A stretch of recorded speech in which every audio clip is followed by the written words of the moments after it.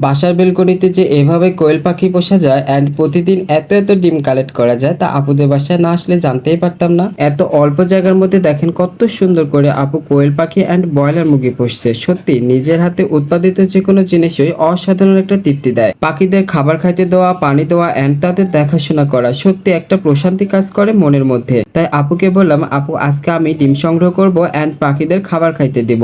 যেহেতু আপু প্রতিদিন পাখিদের খাবার খাইতে দেয় অ্যান্ড তাদের দেখাশোনা করে, তাই আমাকে নতুন দেখে তারা ভয় পেয়ে লাফালাফি শুরু করে দিয়েছে। পাখিদের ডিমগুলো নিজ হাতে কালেক্ট করে দেন তাদের খাবার খাইতে দিলাম। অনেকগুলো ডিম পেরেছে আজকে, 2টা ট্রে করে তাদের খাবার দিলাম। আপনারাও চাইলে কিন্তু বাসায় এভাবে পাখি পুষতে পারেন। কোয়েল পাখির ডিম কিন্তু পুষ্টিগুণে সমৃদ্ধ, তাই এই পাখি পুষলে আপনার পরিবারের প্রয়োজনীয় পুষ্টি চাহিদা পূরণ হবে অ্যান্ড সেই সাথে পাখি পোষা শখ যাদের তাদের সেই শখটাও পূরণ হবে। আর সাথে সাথে পাখির কিচিরমিচির শব্দগুলো তো আছেই। দেখেন আজকে 6টি ডিম পারছে। এখানে মোট 19টি পাখি আছে আর প্রতিদিন প্রায় এরকম ডিম পারে, আস্তে আস্তে আরো বৃদ্ধি পাবে। এখানে মুরগিও আছে।